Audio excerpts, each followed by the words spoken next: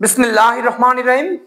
প্রিয় শিক্ষার্থী বন্ধুরা, আজকে আমি তোমাদের জন্য রাইট ফর্মস অফ ভার্বের যে রুলসটি নিয়ে আলোচনা করব।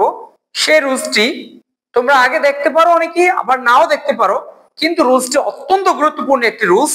আর এই রুলস থেকে পরীক্ষায় তুমি অপশন পাবেই, এই জাতীয় সেন্টেন্স তুমি পাবেই পরীক্ষায়। তাহলে প্রিয় শিক্ষার্থী বন্ধুরা, তোমরা যারা আমার ভিডিওটি এই মুহূর্তে দেখতেছো, দেখার পূর্বে, সম্পূর্ণ ভিডিওটি দেখার পূর্বে যদি আমার চ্যানেলটি সাবস্ক্রাইব করা না থাকে, অবশ্যই চ্যানেলটি সাবস্ক্রাইব করে তুমি ভিডিওটি দেখতে শুরু করো আর সম্পূর্ণ ভিডিওটি দেখবে।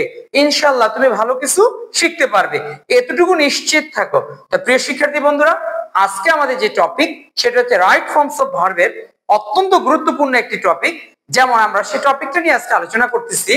দেখো, যদি কোনো সেন্টেন্সে যখন তুমি রাইট ফর্মস অফ ভার্ব করবে, তখন যদি কোনো সেন্টেন্সে এই শব্দগুলি পাও, যেমন just, just now, ever, never, yet, not yet, lately, already, recently, এই যে আমরা এই শব্দগুলো বললাম, যদি তুমি কোন সেন্টেন্সে রাইট ফর্মস অফ ভার্ব করতে গিয়ে এই শব্দগুলো পাও, তাহলে অবশ্যই ওই সেন্টেন্সটাকে প্রেজেন্ট পারফেক্ট টেন্স করতে হবে। কোন টেন্স করতে হবে? Present perfect tense. তাহলে আমি আশা করি তোমরা প্রেজেন্ট পারফেক্ট টেন্সের স্ট্রাকচারটি জানো সবাই, সেই অনুপাতে তোমাকে সেন্টেন্সটা সাজাতে হবে। When you find out any words like that, যখন তুমি এরকম কিছু ওয়ার্ডস পাবে, যেমন just, just now, ever, never, lately, already, recently, এই শব্দগুলো যদি তুমি পাও, তাহলে সেই সেন্টেন্সটা হবে কোন টেন্স? Present perfect tense. এটা তোমাকে সব সময় মনে রাখতে হবে, তখনই তুমি রাইট ফর্মস অফ ভার্বে ভালো করতে পারবে। আদারওয়াইজ তুমি রাইট ফর্মস অফ ভার্বে ভালো করতে পারবে না। রাইট ফর্মস অফ ভার্ব হচ্ছে একটি ব্রেনের খেলা, এটা হচ্ছে একটা টেকনিক। তোমাকে ইংরেজি গ্রামার সবকিছু জানতে হবে, তখনই তুমি রাইট ফর্মস অফ ভার্ব ভালো করবে। তার ভিতরে এই একটি অপশন হচ্ছে তোমাকে জানতে হবে। জাস্ট এক্সাম্পল দেখো, তাহলে আমরা প্রেজেন্ট পারফেক্ট টেন্সের স্ট্রাকচারটা নিয়ে একটু আলোচনা করি। প্রেজেন্ট পারফেক্ট টেন্সের স্ট্রাকচার হচ্ছে subject plus has a plus মূল ভার্বের V3 প্লাস অবজেক্ট। তো দেখো আমি লিখে দিচ্ছি, সাবজেক্ট প্লাস হ্যাজ অথবা হ্যাভ প্লাস মূল ভার্বের V3 প্লাস অবজেক্ট। এ হচ্ছে কি আমাদের প্রেজেন্ট পারফেক্ট টেন্সের স্ট্রাকচার। যখন আমরা এই শব্দগুলো পাবো কোনো সেন্টেন্সে, তখন সেই সেন্টেন্সটাকে আমরা প্রেজেন্ট পারফেক্ট টেন্সের গঠন অনুযায়ী লিখে দিব। তাহলে 100% তোমার right forms of verb clear হয়ে যাবে। ওকে, তো দেখো জাস্ট একটা एग्जांपल নিয়ে আমরা আলোচনা করি। I just এখানে বলা আছে টু রিসিভ ইউর লেটার। আসলে এটা কি কোনো সেন্টেন্স হলো? I just to receive your letter। তাহলে এখন দেখো এই জাস্ট শব্দটা তুমি পেয়েছো, এই সেন্টেন্সের ভিতরে জাস্ট শব্দটা পেয়েছো, এই যে জাস্ট। তো জাস্ট থাকলে সেটা কি হবে? প্রেজেন্ট পারফেক্ট টেন্স হবে। তো প্রেজেন্ট পারফেক্ট টেন্সের গঠন কি? Subject plus has a plus মূল ভার্বের V3 প্লাস অবজেক্ট। তো দেখো তো এভাবে আছে কিনা সেন্টেন্সটা। এই যে আই হচ্ছে সাবজেক্ট, তো সাবজেক্টের পরে কি থাকবে? একটা হ্যাজ হ্যাভ থাকার কথা। তাহলে এখানে হ্যাজ হ্যাভ আছে, হ্যাজ হ্যাভ নেই। তাহলে আই এর সাথে কি বসে? হ্যাজ বসে না হ্যাভ বসে? তাহলে আমরা এখানে হ্যাভ বসিয়ে দেই। তাহলে আই হ্যাভ জাস্ট, তাহলে কি হবে? এই যে এখানে I have just, I have just. এরপরে দেখো টু রিসিভ বলা আছে, তাহলে মূল ভার্বের V3 হবে কি? Receive, RECEIVED। তাহলে এখানে আমরা দুইটা অপশন পরিবর্তন করতে হবে। তার মানে তোমাকে সেন্টেন্সটাকে কমপ্লিট করতে হবে। সেন্টেন্সটা যেভাবেই থাকুক না কেন, তোমাকে ওই প্রেজেন্ট পারফেক্ট টেন্সের স্ট্রাকচারই সেন্টেন্সটা সাজাতে হবে। তাহলে আমরা কি লিখবো এখানে? তাহলে I have just received your letter, I have just received your letter। এই মাত্র আমি তোমার চিঠিটা হাতে পেয়েছি, এরকম। তাহলে এখানে আমরা কি করলাম? একটা হ্যাভ বসালাম আর এখানে মূল ভার্বের V3 বসালাম, কারণ আমরা জানি প্রেজেন্ট পারফেক্ট টেন্সের গঠন হচ্ছে subject plus has a plus মূল ভার্বের V3 প্লাস অবজেক্ট। যদি এই শর্ত না মানো, তাহলে তোমার প্রেজেন্ট পারফেক্ট টেন্স হবে না।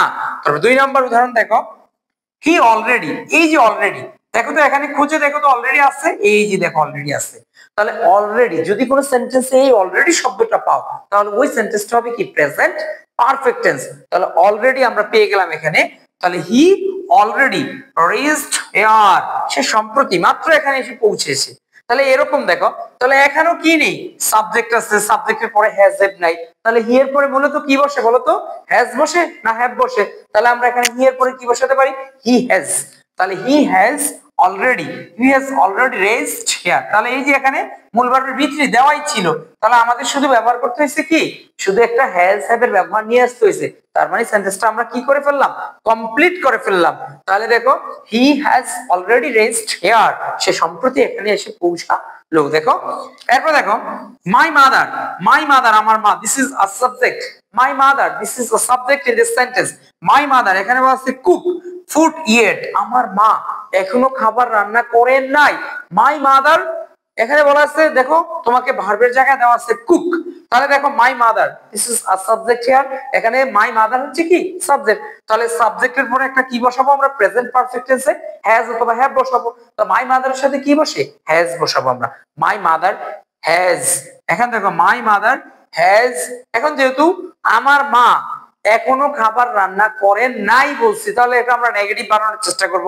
তুমি যখন রাইট ফর্মস অফ ভার্ব করবা তখন দেখবা অবশ্যই কিছু কিছু সেন্টেন্সের ক্ষেত্রে তোমাকে নেগেটিভ করতে হবে। তাহলে আমরা যদি এখানে হ্যাজেন্ট বসিয়ে দিই, my mother hasn't cooked food yet, আমার মা কি করেন নাই, এখনো খাবার রান্না করেন নাই।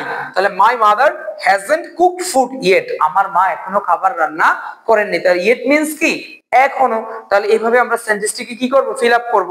লাস্ট ওয়ান দেখো রিসেন্টলি, এই যে আমরা এখানে একটা শব্দ ব্যবহার করছি রিসেন্টলি, যদি আমরা রিসেন্টলি পাই কোন সেন্টেন্সে তাহলে সেটা হবে কি প্রেজেন্ট পারফেক্ট টেন্স। রিসেন্টলি এখন তোমাকে ভার্ব দেওয়া আছে visited, BISITED visited, this is the মূল ভার্বের কি past participle form, this is the past participle form। এখানে দেখো visited, কিন্তু এটা কি কোনো প্রেজেন্ট পারফেক্ট টেন্স হয়েছে?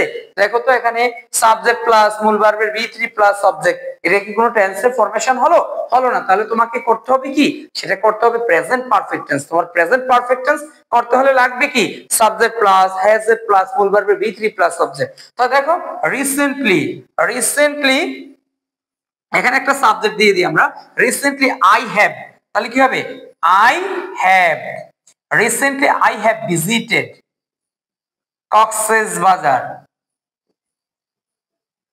তাহলে সেন্টেন্সটা কি হয়ে গেল, আমাদের ফিল আপ হয়ে গেল, recently I have visited Cox's বাজার। প্রিয় শিক্ষার্থী বন্ধুরা, আশা করি তোমরা এই যে রাইট ফর্মস অফ ভার্বের ব্যবহারটা খুব সুন্দরভাবে বুঝতে পেরেছো।